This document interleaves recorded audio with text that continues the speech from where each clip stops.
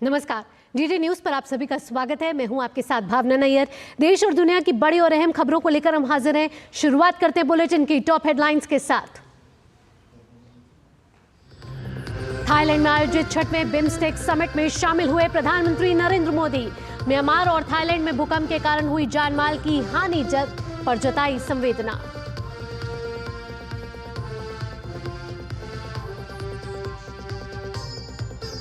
वक्फ संशोधन बिल संसद से मंजूर होने पर प्रधानमंत्री ने जताई खुशी। कहा, आधुनिक और सामाजिक न्याय के प्रति संवेदनशील युग की होगी शुरुआत।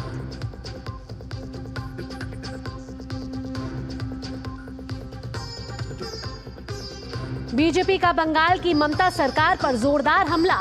संबित पात्रा ने कहा, शिक्षकों की भर्ती में खुलेआम किया गया घोटाला, इस्तीफा दे ममता बनर्जी।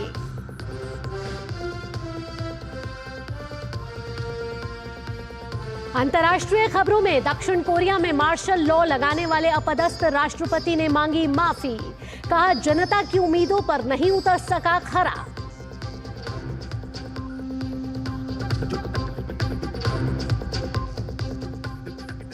नहीं रहे सिने जगत के भारत कुमार, कल होगा मनोज कुमार का अंतिम संस्कार। शोक में डूबा बॉलीवुड। राष्ट्रपति और प्रधानमंत्री समेत तमाम लोगों ने जताया दुख।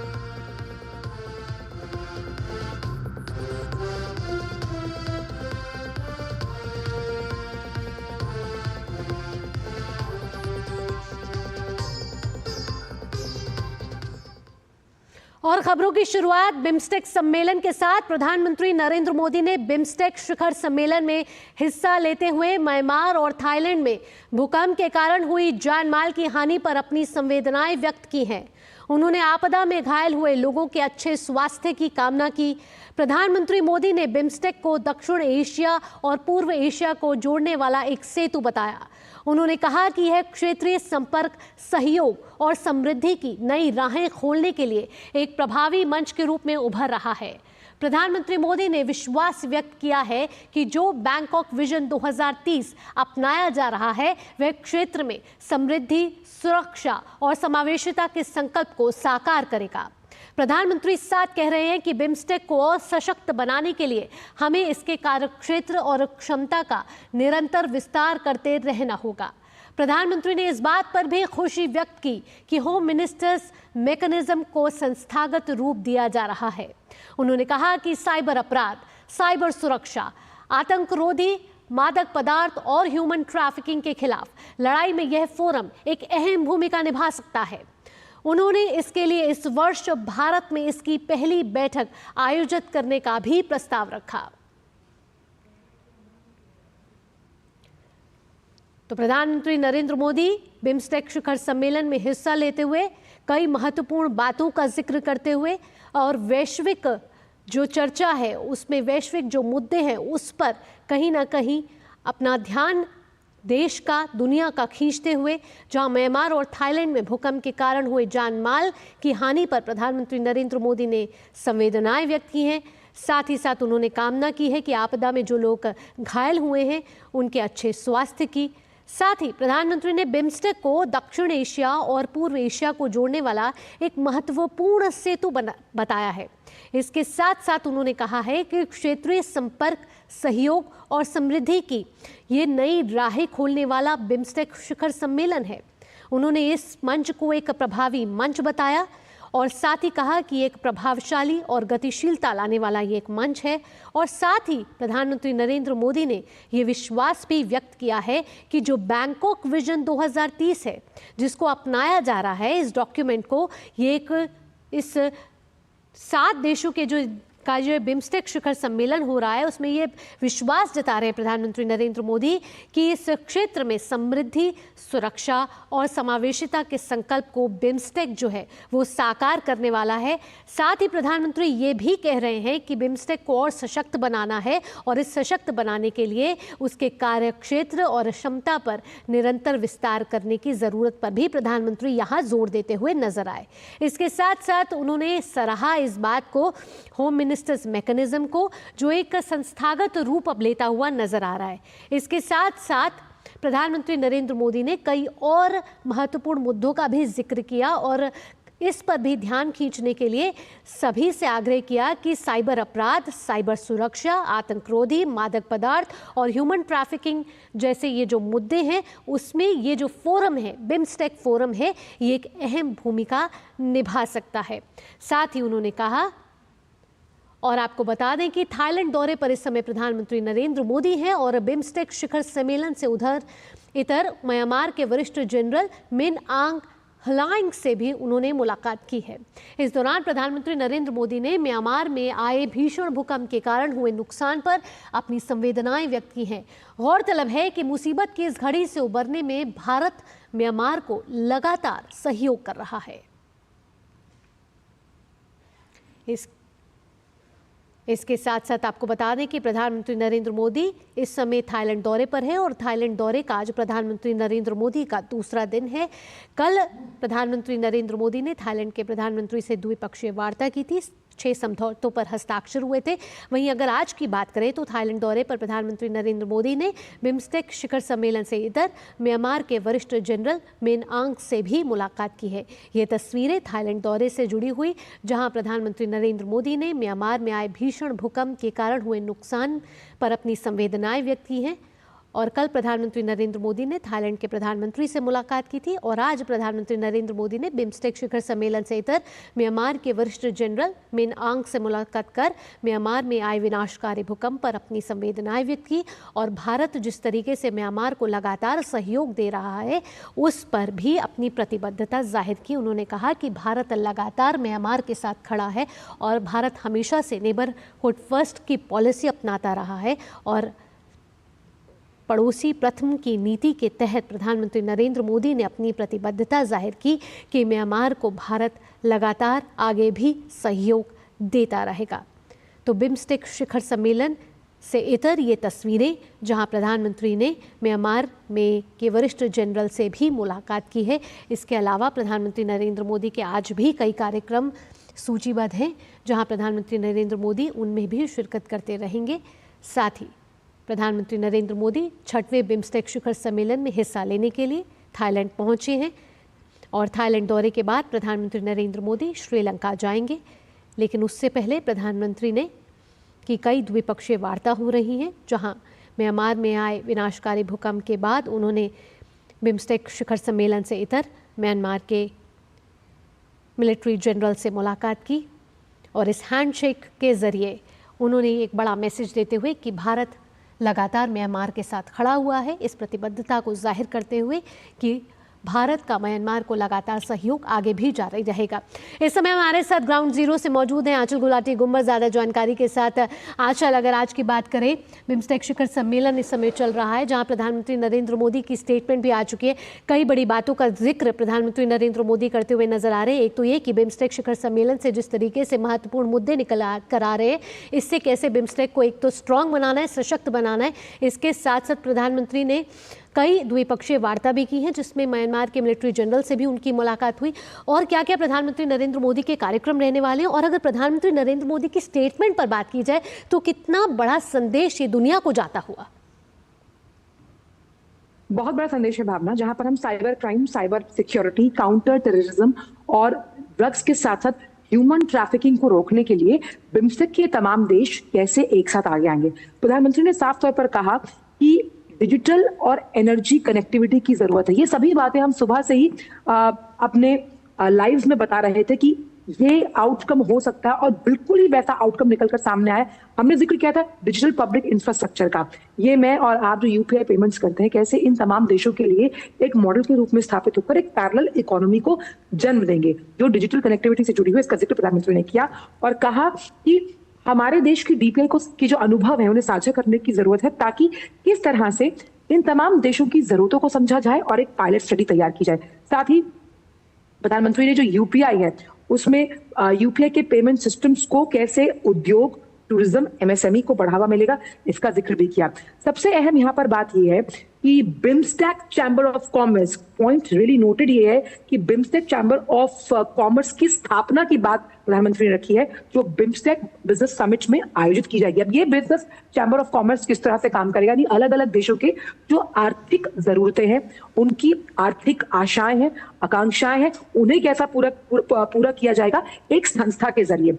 वहीं सबसे इंपॉर्टेंट जो इस बार का टॉपिक रहा वो था फ्री, ओपन, रिजिलियंट, यानी एक ओपन मार्केट हम कैसे प्रोवाइड करते हैं बिम्स्टेक नेशंस को, जिसमें हमने देखा कि मैरिटाइम ट्रांसपोर्ट एग्रीमेंट, क्योंकि तमाम ये देश सामरिक लिहाज से भारत के लिए बहुत जरूरी है, जिस मैरिटाइम सिक्योरिटी की हम बात करते हैं, जिस ब्लू इकोनॉमी को हम आगे ले जाने की बात करते हैं, और इसमें सस्टेनेबल डेवलपमेंट के साथ हम आगे कैसे बढ़ते हैं, क्योंकि मैरिटाइम सिक्योरिटी को बढ़ावा देना खास तौर पर बे ऑफ बंगाल में बहुत जरूरी है, क्योंकि बंगाल की खाड़ी के इर्द गिर्द इन देशों का ताना बाना बुना गया है। उसके साथ साथ प्रधानमंत्री ने बहुत इंपॉर्टेंट जिसका जिक्र आपने भी किया, एज अ फर्स्ट रिस्पॉन्डर, क्योंकि भारत जो तमाम अलग अलग कोऑपरेशन के क्षेत्र है उसमें आपदा प्रबंधन का जिम्मा भारत के कंधों पर है। तो डिजास्टर मैनेजमेंट के लिए कैसे भारत ने जैसे फर्स्ट रिस्पॉन्डर के तौर पर यहाँ पर अपना काम किया, इस डिजास्टर मैनेजमेंट को लेकर कैसे आगे जाया जाएगा, और इसके लिए जॉइंट एक्सरसाइज का जो चौथा संस्करण है वो हमारे सामने। यहाँ एक चीज और भी है, पब्लिक हेल्थ, यानी कि पब्लिक हेल्थ को लेकर सामाजिक विषयों पर इसे एक महत्वपूर्ण स्तंभ माना गया, जिसमें कैंसर केयर कैपेसिटी बिल्डिंग को इंपॉर्टेंस दी गई है, और इसके रिसर्च के लिए सेंटर ऑफ एक्सीलेंस, यानी जैसे हम आरोग्य भारत, हमारे यहाँ आयुष्मान भारत चलता है, ऐसे centre of excellence for those diseases जो बहुत खतरनाक है, वो इन देशों की आर्थिक प्रगति को ना रोके, इसलिए सेंटर ऑफ एक्सीलेंस इस लिहाज से वहां पर दिया जाएगा। और सेंटर ऑफ एक्सीलेंस किस लिए, कृषि को हमने जोड़ा टेक्नोलॉजी से, आर्टिफिशियल इंटेलिजेंस से हमने कृषि को जोड़ा है। ये टेक्निक आने वाले समय में म्यांमार की अगर बात की, क्योंकि वहां पर हिस्ट्री से वैसे कैसे जोड़ा जाएगा, इसके लिए भी सेंटर ऑफ एक्सीलेंस खोलने का कई महत्वपूर्ण बातों का जिक्र प्रधानमंत्री नरेंद्र मोदी अपने स्टेटमेंट में करते हुए नजर आ रहे हैं। साथ ही साथ किस तरीके से बंगाल की खाड़ी से सटे ये जो 7 देश हैं उसमें समुद्री सुरक्षा को कैसे मजबूत बनाया जाए और साथ ही क्षेत्रीय सहयोग कैसे बढ़ाया जाए, और तमाम वैश्विक मुद्दों पर यहाँ बिम्स्टेक देश के प्रतिनिधि यहाँ बैठकर बात करते हुए, ध्यान लगाते हुए, मंथन करते हुए नजर आ रहे हैं। आंचल, आगे भी आपसे अपडेट लेते रहेंगे। फिलहाल तमाम जानकारियों के साथ आपका बहुत बहुत धन्यवाद।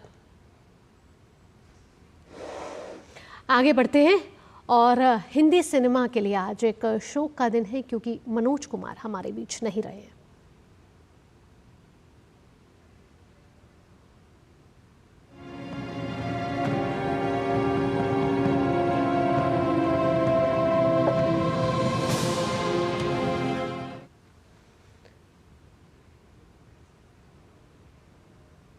हिंदी सिनेमा को अपनी फिल्मों के माध्यम से देशभक्ति का पाठ पढ़ाने वाले भारत कुमार अब हमारे बीच नहीं रहे। आज सुबह करीब 3:30 बजे कोकिलाबेन धीरूभाई अंबानी अस्पताल में उन्होंने अंतिम सांस ली। मनोज कुमार पिछले कुछ हफ्तों से अस्पताल में भर्ती थे। मनोज कुमार का जाना भारतीय सिनेमा के लिए बहुत बड़ी क्षति है, एक युग का अंत है। मनोज कुमार के निधन पर उनके बेटे कुणाल गोस्वामी ने कहा है कि मनोज कुमार का अंतिम संस्कार कल होगा।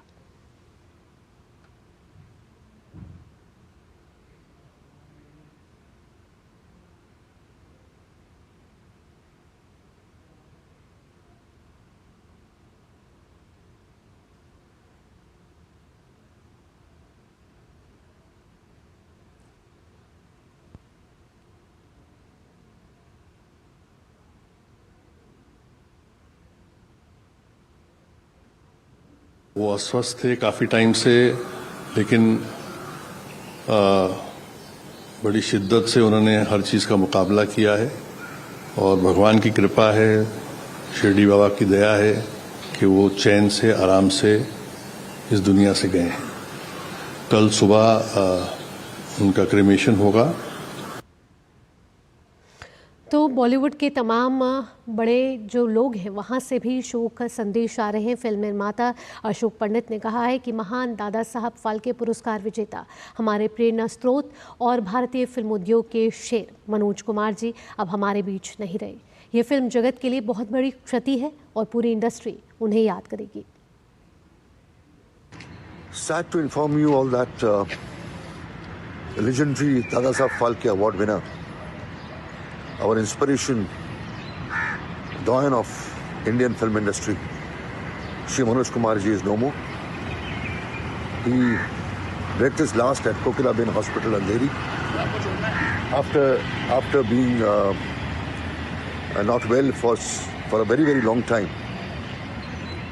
It's a great loss to the industry. Manoj ji will really miss you. We all kept on meeting him quite occasionally. He was always full of life.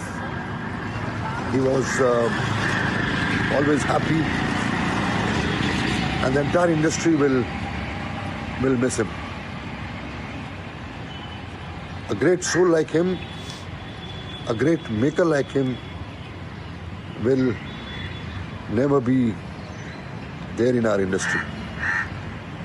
Goodbye, Manoj ji. Goodbye. तो बॉलीवुड से इस समय भावपूर्ण श्रद्धांजलि उनको अर्पित करते हुए सभी बॉलीवुड के बड़े दिग्गज। तो आपको बता दें कि सिने जगत में आज कहें तो एक युग का अंत हुआ है। इस समय बॉलीवुड जगत शोक में है और अभिनेता अक्षय कुमार ने प्रख्यात अभिनेता मनोज कुमार के निधन पर भी दुख जाहिर किया है। अक्षय कुमार ने एक्स पर कहा है कि मैंने उनसे सीखते हुए बचपन बिताया कि अपने देश के लिए प्रेम और गर्व जैसा कोई दूसरा भाव नहीं होता। अगर हम कलाकार ही इस भावना को दिखाने की पहल नहीं करेंगे तो कौन करेगा। वह एक बेहतरीन इंसान थे और हमारी फिल्मी दुनिया के सबसे बड़े धरोहरों में से भी एक थे। मनोज सर को श्रद्धांजलि।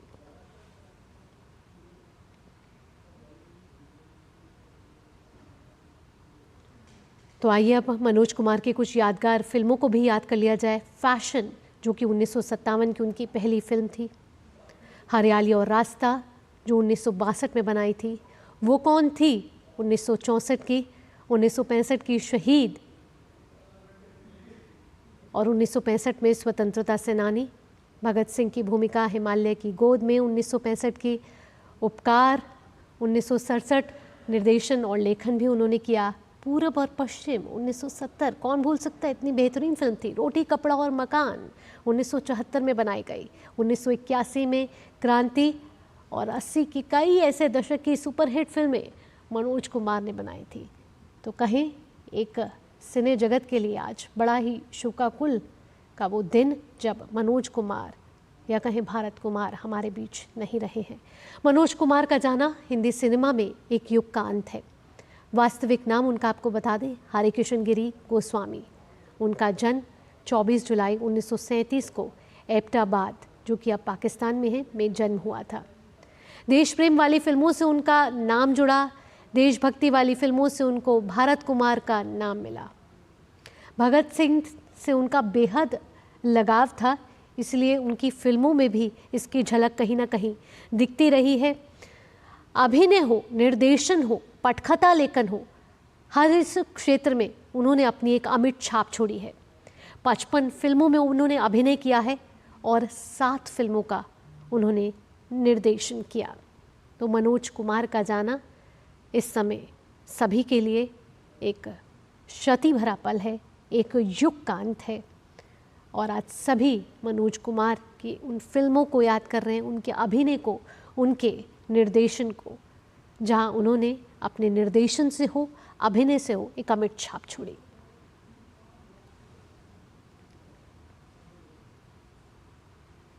पुरस्कार और सम्मान पद्मश्री 1992 में उनको मिला। भारत का चौथा सर्वोच्च नागरिक पुरस्कार कहा जाए।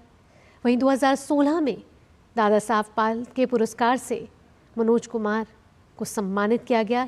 ये तस्वीरें उसी पल की जब सिने जगत में भारत का सर्वोच्च पुरस्कार मनोज कुमार को तत्कालीन राष्ट्रपति प्रणब मुखर्जी ने प्रदान किया था। लाइफ टाइम अचीवमेंट पुरस्कार मिले उन्हें। कई फिल्म फेयर पुरस्कारों से भी उनको नवाजा गया। तो आपकी स्क्रीन के सामने वो ग्राफिक्स, जो दादा साहब फाल्के पुरस्कार जो उन्हें 2016 में मिला। कई लाइफ टाइम अचीवमेंट पुरस्कार उनको अलग अलग मंच से प्रदान किए गए। साथ ही साथ कई फिल्म फेयर पुरस्कार भी वो सम्मानित हुए। राष्ट्रपति द्रौपदी मुर्मू ने अभिनेता मनोज कुमार के निधन पर दुख जताया है। राष्ट्रपति ने एक्स पर अपने संदेश में कहा है कि महान अभिनेता और फिल्मकार मनोज कुमार जी के निधन से दुखी हूँ। उन्होंने भारतीय सिनेमा पर अमिट छाप छोड़ी है। अपने लंबे और प्रतिष्ठित करियर के दौरान वे अपनी देशभक्ति फिल्मों के लिए जाने जाते थे, जो भारत के योगदान और मूल्यों पर गर्व की भावना को बढ़ावा देती थी।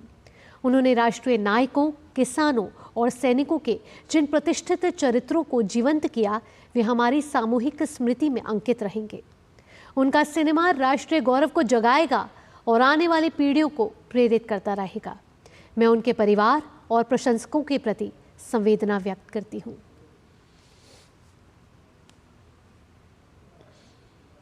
साथ ही साथ प्रधानमंत्री नरेंद्र मोदी ने भी अभिनेता मनोज कुमार के निधन पर शोक व्यक्त किया है। अपने सोशल मीडिया प्लेटफॉर्म एक्स के जरिए प्रधानमंत्री नरेंद्र मोदी ने संदेश दिया कि महान अभिनेता और फिल्मकार मनोज कुमार के निधन से बहुत दुख हुआ। वे भारतीय सिनेमा के प्रतीक थे, जिन्हें खास तौर पर उनकी देशभक्ति के जज्बे के लिए याद किया जाता है, जो उनकी फिल्मों में भी झलकता था। मनोज जी के कामों ने राष्ट्रीय गौरव की भावना को जगाया और वो पीढ़ियों को प्रेरित करते रहेंगे। साथ ही प्रधानमंत्री नरेंद्र मोदी ने इस दुख की घड़ी में अपनी संवेदनाएं उनके परिवार और प्रशंसकों के साथ हैं। उन्होंने कहा, ओम शांति।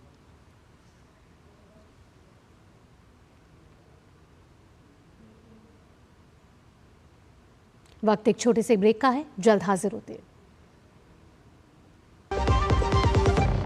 क्या बात है, बहुत फिट लग रहा है। 3 महीने में पैसे डबल, वाह। फास्ट और हाई रिटर्न्स भी। क्या स्कीम है? कल तो नहीं थी यहाँ। और कल होगा भी नहीं।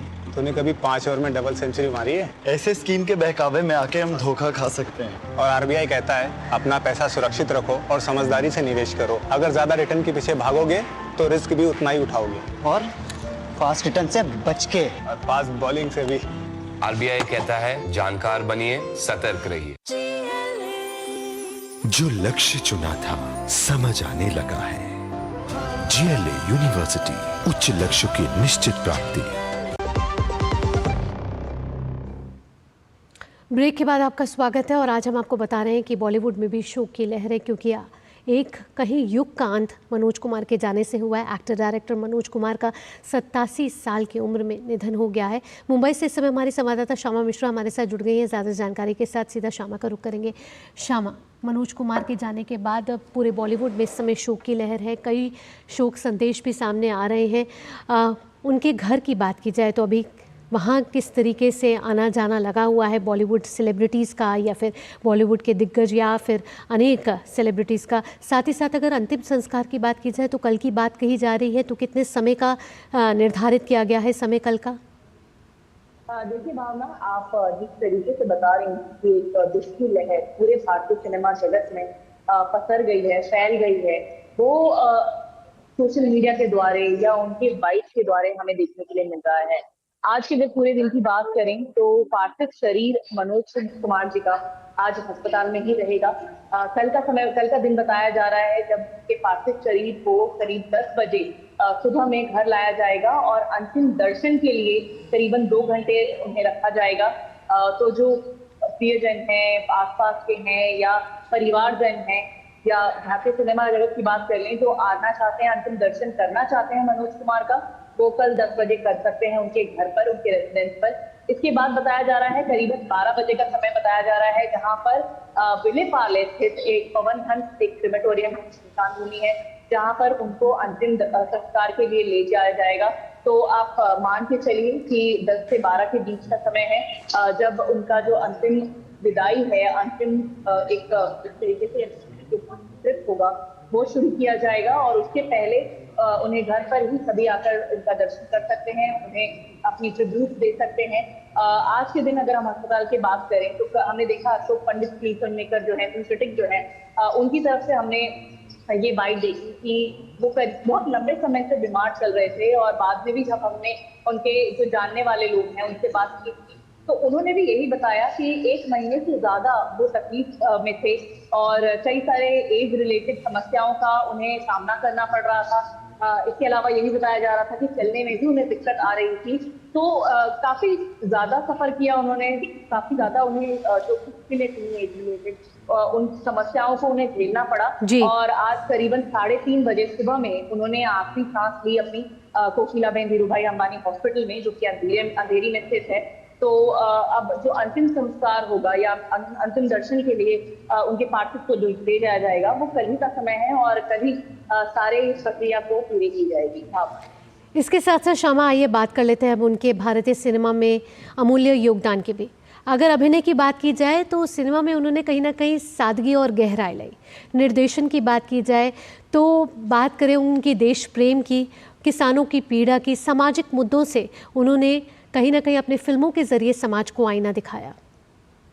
बिल्कुल। और अगर आप भावना हम बात करें कि उनका नाम भारत कुमार पड़ा क्योंकि वो एक नीश उन्होंने अपने लिए बनाया, उन्होंने अपनी एक खुद की जो एक पहचान है वो उन्होंने बनाया कि उस समय में जब मूवीज बनती थी तो काफी अलग अलग टॉपिक पे बनती थी और जो टॉपिक इन्होंने चुना वो भारत को लेके, भारत के कल्चर को दिखाने को लेके, भारत की समस्याओं को दिखाने से लेके सभी कुछ जो भारत से रिलेटेड है उन सब चीजों को उजागर करना उन्होंने शुरू किया और अपने पिक्चर द्वारा किया और काफी पसंद भी आती थी लोगों को।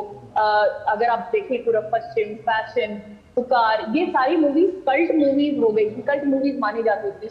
और साथ ही उनके कई सारे गाने भी हैं जहां पर आप भारत को अगर आप गणतंत्र दिवस या इंडिपेंडेंस डे की अगर बात कर ले तो उनके गाने आज भी लगते हैं। तो इन्होंने काफी बड़ा नीश बनाया, भारतीय सिनेमा में एक पहचान बनाई और साथ ही कई सारे फिल्मकारों को, फिल्म मेकर्स को उन्होंने एक रास्ता भी दिया, एक अपॉर्चुनिटी भी दिया कि आप सीखें और इसको आगे ले जाएं, इस तरीके की फिल्म बनाएं क्योंकि भारत को रिकॉग्नाइज कराना पूरे विश्व में, पूरे विश्व के पटल पे काफी अनिवार्य, काफी जरूरी है। और वही चीज हमने इनके मूवीज में भी देखी और इसी प्रकार से जो भारत की समस्याएं उन्होंने उजागर की और कहते हैं कि जो मूवीज होती है वो समाज का आईना होता है, तो कहीं ना कहीं उनके मूवीज से काफी सारे सोल्यूशन भी निकलते रहे, काफी सारे जो दिक्कत थी वो भी सॉल्व होती रही।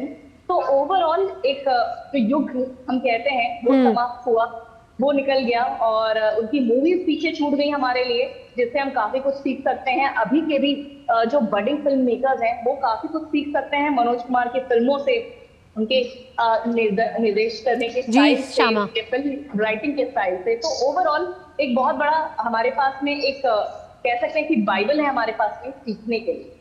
बिल्कुल। और आप गानों की बात कर रही थी शामा, तो फिल्म क्रांति का वो गाना आज भी बच्चों की जुबान पर है, जिंदगी की छूटे ना लड़ी, प्यार कर ले घड़ी दो घड़ी। तो कहीं ना कहीं अलविदा मनोज कुमार। इसी के साथ शामा तमाम जानकारियों के साथ भी आपका बहुत बहुत धन्यवाद। और आइए आप बात कर लेते हैं संसद में पारित वक्फ संशोधन विधेयक की, जिसके पारित होने के बाद प्रधानमंत्री नरेंद्र मोदी ने इसे एक महत्वपूर्ण क्षण बताया है। प्रधानमंत्री ने एक्स पर कहा है कि वक्फ संशोधन विधेयक और मुसलमान वक्फ निरसन विधेयक का संसद के दोनों सदनों से पारित होना सामाजिक, आर्थिक न्याय, पारदर्शिता और समावेशी विकास के लिए हमारे सामूहिक प्रयासों में एक महत्वपूर्ण क्षण है।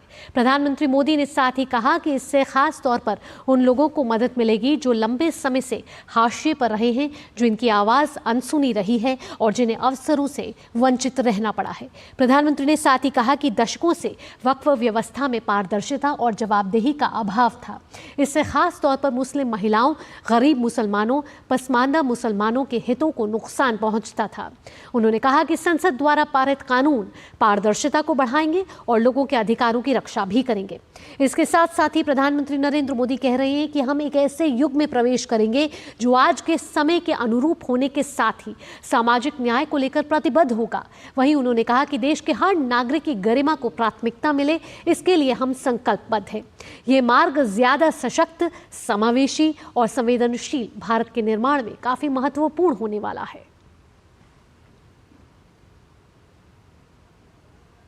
संसद से वक्फ संशोधन विधेयक 2025 को स्वीकृति मिलने को केंद्रीय गृह मंत्री अमित शाह ने ऐतिहासिक दिन बताया है।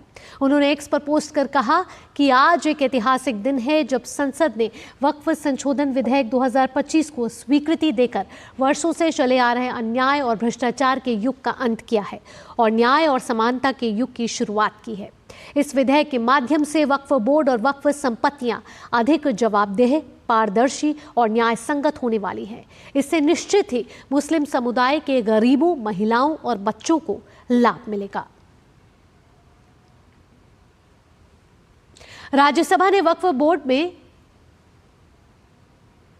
तो राज्यसभा ने वक्फ बोर्ड में पारदर्शिता बढ़ाने सहित कई महत्वपूर्ण प्रावधानों वाले वक्फ संशोधन विधेयक 2025 को लंबी चर्चा के बाद देर रात करीब 2 बजे 95 के मुकाबले 128 मतों से मंजूरी दे दी और इसी के साथ मुसलमान वक्फ निरसन विधेयक 2025 को भी मंजूरी मिल गई।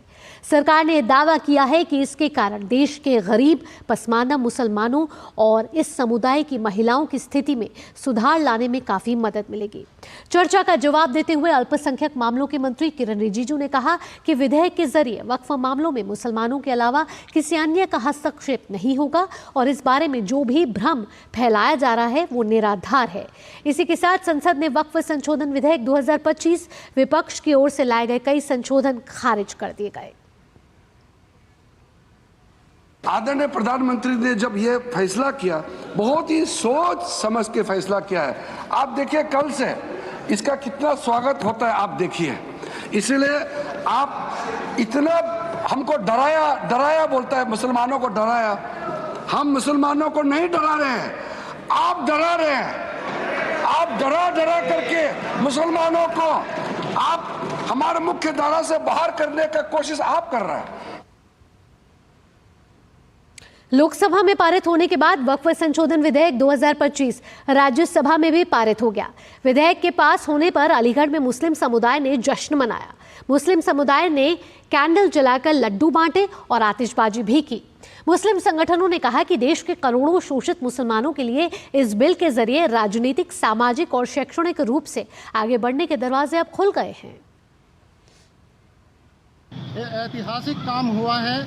इस बिल के जरिए देश के करोड़ों मुसलमानों को जो पसमानदा तबके से ताल्लुक रखते हैं, आगे बढ़ने के दरवाजे इस बिल के जरिए खुले हैं। पसमानदा और गरीब मुसलमानों में खुशी की लहर है और हमने भी आज मिष्ठान वितरित किया है, आतिशबाजी की है और जिस तरीके से मुसलमानों के विकास के रास्ते में एक अंधियारा था, वक्फ संशोधन बिल पास होने के बाद एक नई रोशनी की उम्मीद जगी है।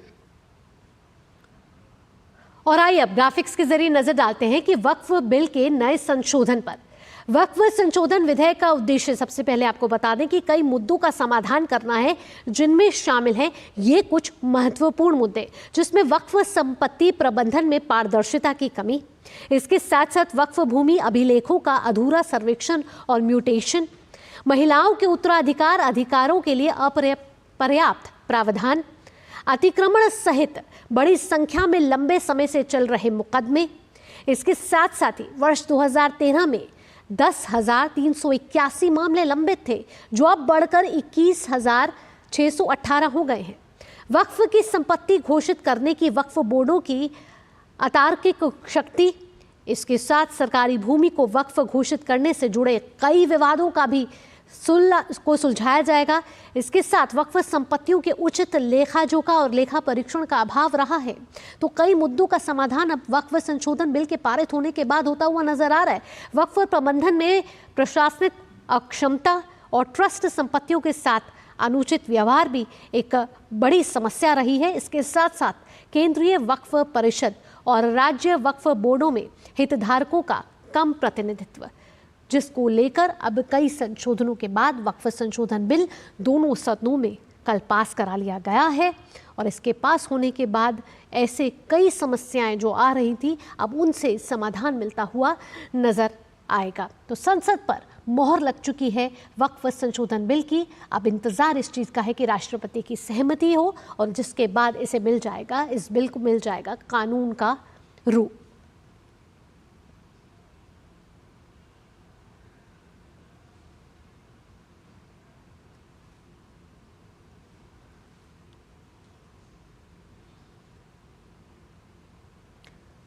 आइए आगे बढ़ते हुए अब देखते हैं कि इस बिल के पास होने से वक्फ में कैसे महिलाओं की भागीदारी बढ़ेगी। मुस्लिम लड़कियों के लिए छात्रवृत्ति, स्वास्थ्य सेवा और मातृत्व कल्याण, तो महिलाओं के संरक्षण की भी इसमें बात की गई है, उनकी भागीदारी सुनिश्चित करने की बात की गई है, जिसमें महिला उद्यमियों के लिए कौशल विकास और माइक्रो फाइनेंस सहायता, यानी कि आर्थिक जो इंडिपेंडेंस कहते हैं जिसको, उसके बारे में भी कहीं ना कहीं इस बिल में बात की गई है। फैशन डिज़ाइन, अनेक क्षेत्रों की बात की गई है। उत्तराधिकार विवादों और घरेलू हिंसा मामलों के लिए कानूनी सहायता केंद्रों की स्थापना, इसके साथ साथ विधवाओं के लिए पेंशन योजना की भी प्रावधान इस बिल में किए गए हैं। इसके साथ मुस्लिम लड़कियों के लिए छात्रवृत्ति जैसे कई प्रावधान महिलाओं के लिए इस बिल में शामिल किए गए हैं। तो सरकार के इस बिल से महिलाओं की भागीदारी भी बढ़ने वाली है। साथ ही दोनों सदनों में इस बिल को पारित करा लिया गया है। तो सरकार का ये मानना है कि करोड़ों मुसलमानों को इससे फायदा मिलेगा और वक्फ में जिस तरीके से पारदर्शिता की कमी थी, जवाबदेही की कमी थी, वो भी अब सुनिश्चित की जाएगी।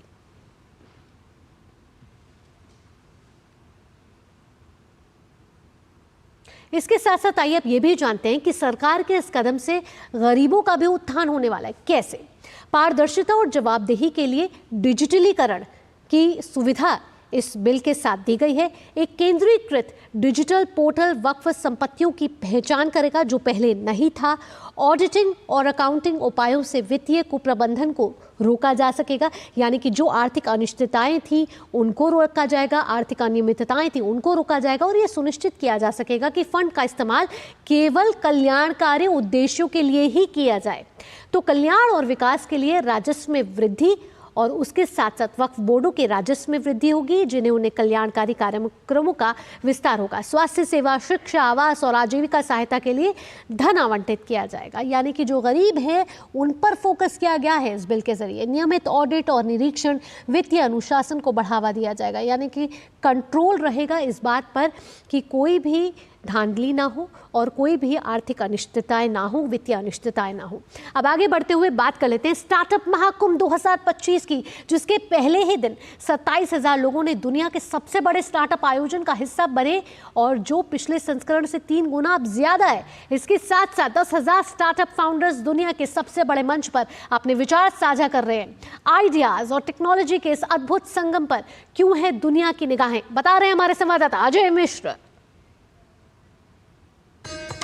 भारत का स्टार्टअप इकोसिस्टम भले ही दुनिया का तीसरा सबसे बड़ा इकोसिस्टम हो, लेकिन भारत का स्टार्टअप महाकुंभ दुनिया के सबसे बड़े आयोजनों में से एक है, जहां आप रूबरू हो सकते हैं 64 देशों के स्टार्टअप कम्युनिटी के साथ। इस महाआयोजन में 3000 से ज्यादा स्टार्टअप कंपनियां अपने उत्पादों और सेवाओं को पूरी दुनिया के साथ साझा करती नजर आएंगी। स्टार्टअप इकोसिस्टम अपने अनोखे बिजनेस आइडियाज और तकनीकी सोल्यूशन के जरिए किसी खास समस्या का समाधान देता है। भारत में ये इकोसिस्टम भले ही 9 साल पुराना हो, लेकिन थोड़े ही समय में इसने पूरी दुनिया में अपनी एक अनोखी पहचान बना ली है। पिछले साल स्टार्टअप महाकुंभ की सफलता के बाद अब इस साल इसे और बड़े स्तर और प्रभावशाली तरीके से आयोजित किया गया है। Wealth creation in the short run may happen with some of these conveniences, पर दुकानदारी का ही काम करना है हमें या विश्वव्यापी और इंटरनेशनल स्केल का भारत की पहचान बनानी है। That, friends, is the choice before us. इस साल की थीम रखी गई है स्टार्टअप इंडिया @2047 भारत इनोवेट्स। 64 देशों के 10,000 से ज्यादा प्रतिनिधि भारत इनोवेट्स की नई ब्रांडिंग से रूबरू हो रहे हैं। उम्मीद की जा रही है कि 3 दिनों के महाआयोजन में 1 लाख से ज्यादा लोग आ सकते हैं। AI, fintech, health take, agritech और डीप टेक जैसे 10 प्रमुख क्षेत्रों की पहचान की गई है। स्टार्टअप महारथी कार्यक्रम में स्टार्टअप्स को 50 करोड़ रुपए का ग्रांट का तोहफा दिया जाएगा। 1000 से ज्यादा निवेशक और इंक्यूबेटर्स भारत के स्टार्टअप में अपनी संभावनाएं तलाशते नजर आएंगे। देश में AI पर आधारित इनोवेशन को बढ़ावा देने के लिए responsible AI for national security नाम की ग्रैंड चैलेंज की शुरुआत की गई। राष्ट्रीय सुरक्षा से जुड़े 11 समस्याओं के समाधान के लिए 20 करोड़ रुपए से ज्यादा का फंड दिया जाएगा। अगले साल का 3.0 मोदी सरकार की तरह 10,000 स्टार्टअप आएंगे उसमें और फंड इन्वेस्टर्स भी तिगने आएंगे। तो ये तो हमारी एम्बिशन रहेगी। दुनिया का सबसे बड़ा स्टार्टअप इकोसिस्टम बनना है तो सब चीज़ों को सॉल्व करना पड़ेगा, नए एंटरप्रेन्योर्स बनाने पड़ेंगे। क्या चेंजेस करने की ज़रूरत है इकोसिस्टम में? जी, इकोसिस्टम बहुत अच्छी तरह से बढ़ रहा है, फाइनेंसिंग भी अवेलेबल है। 2-3 चीज़ें अगर हो जाएं तो बहुत अच्छी बात है। एक तो डोमेस्टिक कैपिटल अगर ज़्यादा बढ़े आए, लोकल इंडस्ट्री से, लोकल बिजनेस से वो ज़्यादा बढ़े आए। ईज़ ऑफ बिजनेस में अगर थोड़ा बदलाव आ जाए वो भी ज़्यादा अच्छा होएगा। वैसे तो हमारे पास दुनिया के सबसे बड़े स्टार्टअप्स हैं। India will be number 1 startup country in the world. अगले 2-3 साल में तो पक्का हो जाएगी। फर्स्ट डे है, सॉलिड एनर्जी है। अभी पीयूष सर ने बोला बहुत fantastic start to it. Startup Mahakumbh के दौरान